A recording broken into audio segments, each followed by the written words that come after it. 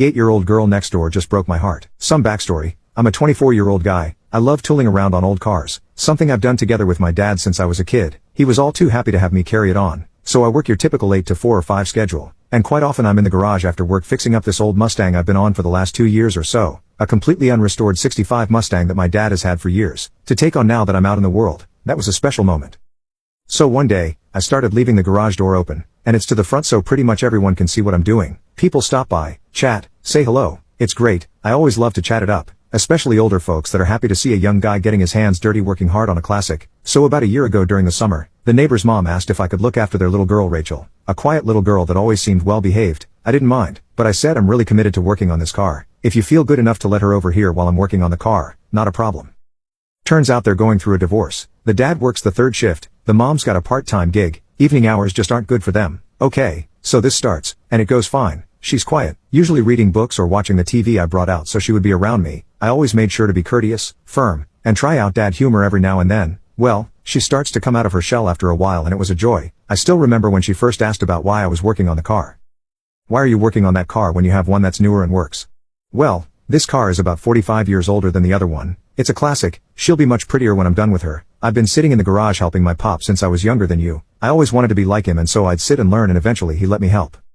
She says, oh, whenever I see dad he's always sleeping. And I reply with, well, he's working hard to provide for you. He's working a tough job. She just kind of was quiet after that. But after 2 or 3 months, she started being cheerful when she came over. Always asking questions about what I was doing specifically. This part and that. Why it needed to be done. What made it work. I was glad to impart knowledge. I think everyone likes teaching a bit. Especially something you're passionate about. I started teaching her about tools. How to recognize which ones you need. What they can do on a car or around the house. She started to light up. I got the sense that besides school, she didn't have much of a parental figure, or anyone to teach her anything about life, or anything.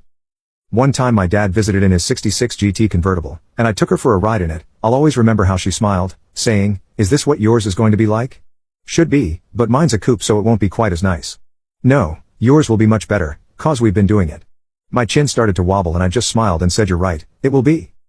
She'd really started to grow on me. I mean, it would be impossible not to let her into your heart. A bright-eyed smart little girl that just soaks up everything you teach her, wants to learn, and looks up to you like that. It made me sad, because the times I saw her parents interact they were always snide or yelling at each other. When they were around that is, this spring I started noticing the mother leaving without a uniform, sometimes dressed to go out. I came to the conclusion she quit or wasn't working, but still taking advantage of me babysitting, which I didn't mind in the slightest.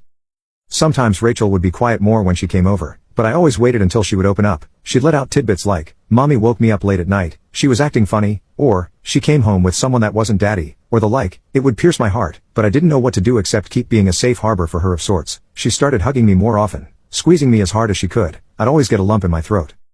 She's just wormed her way into my heart. How when I take a break and sit down, she'll climb all over me until I give her the proper attention. Every now and then when she does some mannerism or phrase she picked up from me, even just when I ask her to hand me a tool and she picks the proper one no problem. We had some of the best times I can remember, just tinkering under my car, her with a raggedy old sweater of mine on with safety glasses so old dirt wouldn't fall in her eyes, watching me work, asking away. One time she nicked herself on the edge of the radiator support and I picked her up and went to bandage it up. I told her, most girls your age would cry if they got that little cut. She said brightly, now my hands are gonna get all beat up like yours.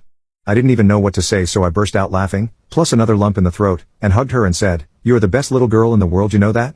Then a few weeks ago, her mom came over and said they were going to get a divorce, and if I could still keep watching her during the week. I told her I was sorry and absolutely, she's a delight to have around.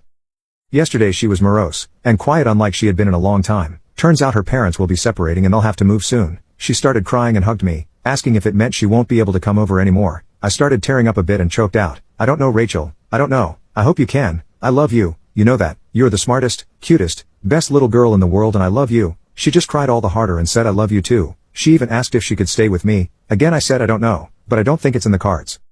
When she left yesterday I just sat down with a bottle of Jack and started crying. I just can't take it. That sweet beautiful little girl that wants to be just like me, giggles when she gets grease on her, tosses on my old dirty sweater when she comes over cause she wants to help. I just want to take her up in my arms and take away that pain. She doesn't deserve to have a crappy childhood growing up with a non-existent father or a crappy mother. I just can't deal with it. It tears my heart apart.